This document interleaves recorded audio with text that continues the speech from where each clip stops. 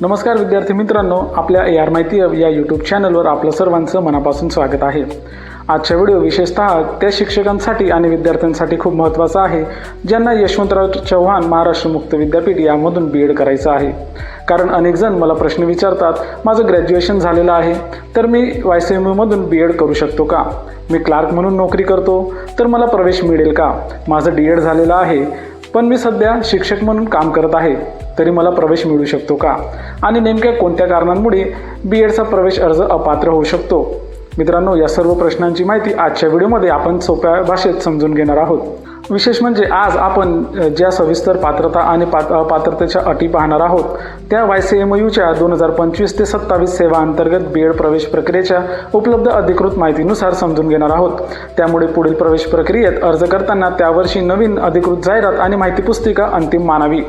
तुम्ही YCMU मधून BEd करण्याचा विचार करत असाल तर हा व्हिडिओ शेवटपर्यंत नक्की पहा, कारण पात्रतेच्या महत्त्वाच्या अटी तुमच्यापर्यंत पूर्ण होत नसेल तर तुमच्या प्रवेशावर त्याचा काय परिणाम होऊ शकतो।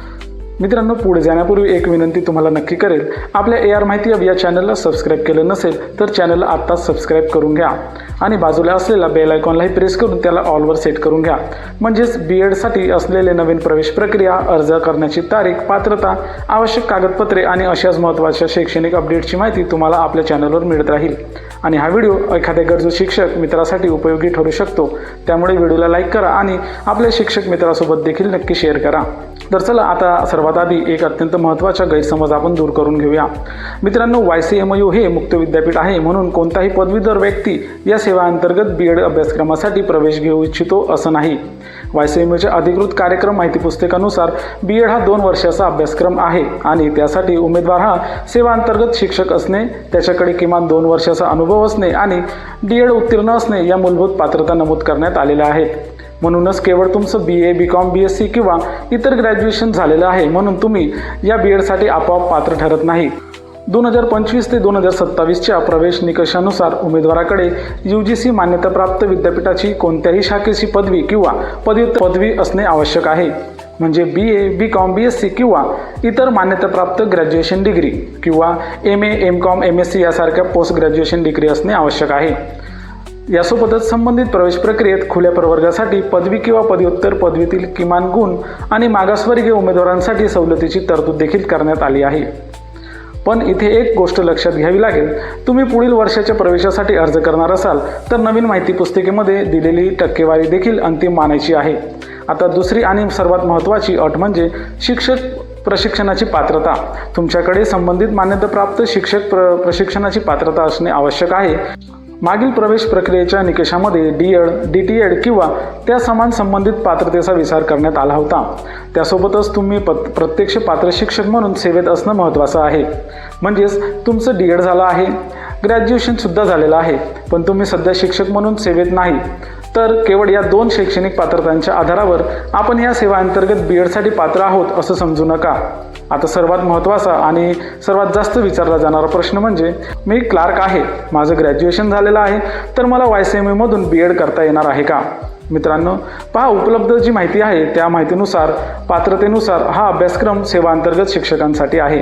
त्यामुळे तुम्ही क्लार्क, लिपिक किंवा इतर बिगर अध्यापन पदावर कार्यरत असाल तर त्या नोकरीचा अनुभव हा आवश्यक अध्यापन अनुभव ठरत नाही। त्यामुळे केवळ ग्रॅज्युएशन आणि बिगर अध्यापन नोकरीच्या आधारावर या सेवा अंतर्गत BEdसाठी पात्रता गृहीत धरू नका। आता अध्यापन अनुभवाबद्दल बोलूया। YCMUच्या उपलब्ध अधिकृत कार्यक्रम माहितीनुसार सेवा अंतर्गत शिक्षकाला किमान 2 वर्षाचा अनुभव असणे आवश्यक आहे असे नमूद देखील केलेले आहे। मागील 2025 ते 27 प्रवेश प्रक्रियेत उमेदवाराच्या सेवेचा प्रकार, नियुक्ती आणि आवश्यक अध्यापन अनुभव या संदर्भात सविस्तर अटी देण्यात आल्या होत्या। त्यामुळे तुमच्याकडे 2 वर्षाचा अनुभव आहे म्हणून तुम्ही निश्चित पात्र आहात असंही लगेच समजू नका। तुम्ही नियुक्ती कोणत्या पदावर आहे, तुम्ही कोणत्या स्तरावर शिकवता आणि तुमचा सेवा कोणत्या प्रकारची आहे हे यामध्ये महत्त्वाचं ठरू शकतं। आता नियुक्ती आदेशाबद्दल एक महत्त्वाची गोष्ट देखील पाहून घेऊ। मागील प्रवेश प्रक्रियेतील निकषानुसार संबंधित शिक्षक पदावरील नियुक्तीचा पुरावा महत्त्वाचा होता। त्यामुळे तुमच्या अपॉइंटमेंट ऑर्डरमध्ये तुमचं नेमकं पद काय आहे हे अर्ज करण्यापूर्वी नक्की तपासा। तुम्ही प्रत्यक्ष शिक्षक म्हणून काम करत असाल पण तुमच्या अधिकृत नियुक्ती आदेशावर पदनाम वेगळं असेल तर कागदपत्र पडताळणीच्या वेळी अडचण निर्माण होऊ शकते। त्याचप्रमाणे B.एड अभ्यासक्रम पूर्ण होईपर्यंत सेवेत राहण्यासंदर्भातील आवश्यक प्रमाणपत्रही मागील प्रवेश प्रक्रियेत महत्त्वाचं होतं. त्यामुळे तुम्ही ज्या शाळेमध्ये कार्यरत आहात त्या शाळेच्या मुख्याध्यापक किंवा संबंधित सक्षम अधिकाऱ्याकडून विद्यापीठाने निर्धारित केलेल्या नमुन्यात आवश्यक प्रमाणपत्र द्यावं लागू शकतं.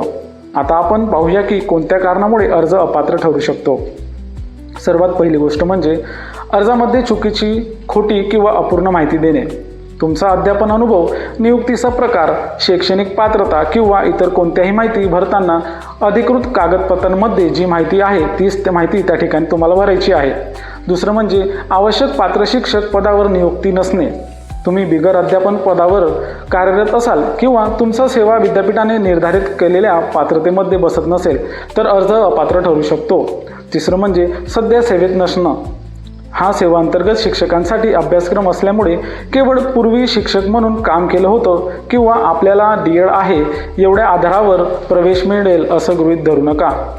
यानंतर तासिका किंवा इतर तात्पुरत्या स्वरूपात काम करणाऱ्या शिक्षकांनीही विशेष काळजी घ्यायला हवी. तुमच्या सेवेचा प्रकार त्या वर्षाचा अधिकृत प्रवेश निकषांमध्ये ग्राह्य आहे की हे तपासून घ्यावे. पुढचा महत्त्वाचा मुद्दा म्हणजे तुमची पदवी. तुमची पदवी UGC मान्यताप्राप्त विद्यापीठाची असणे आवश्यक आहे. तसेच कागदपत्र पडताळणीच्या वेळी आवश्यक गुणपत्रिका आणि प्रमाणपत्रे उपलब्ध असणे देखील गरजेचं आहे. बालवाडी किंवा प्री प्रायमरी स्तरावरील काम करणाऱ्या शिक्षकांना देखील केवळ आपण शिक्षक आहोत म्हणून पात्रता गृहीत धरू नये.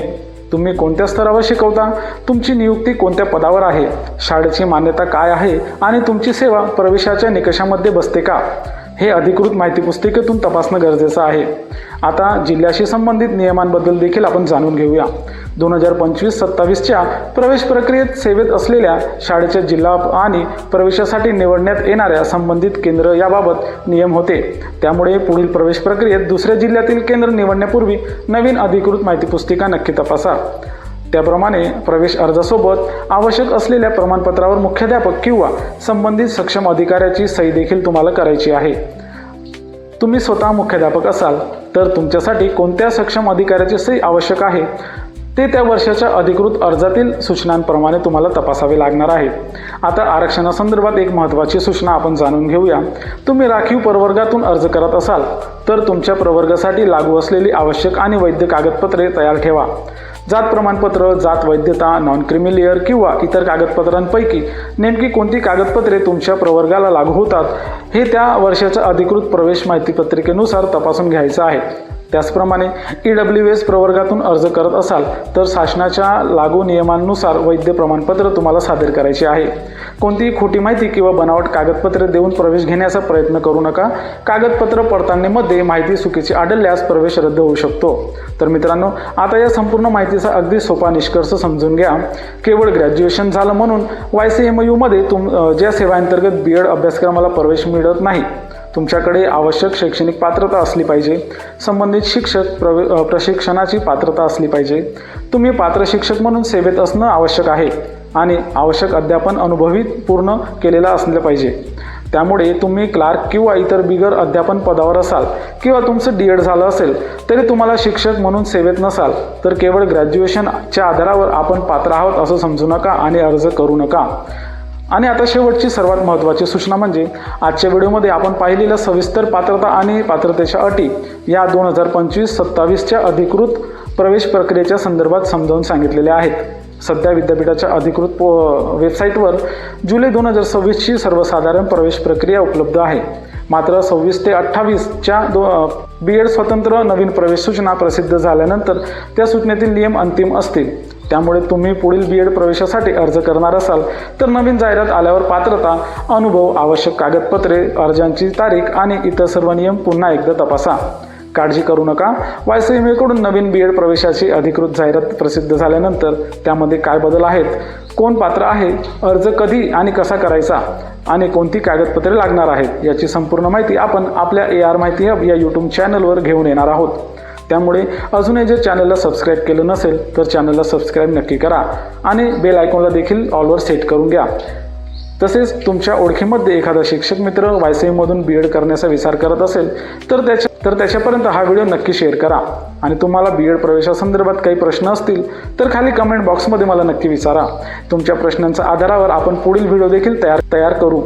व्हिडिओ शेवटपर्यंत पाहिल्याबद्दल आपण सर्वांचे मनपूर्वक आभार. भेटूया पुन्हा एकदा नवीन महत्त्वाच्या माहितीसोबत.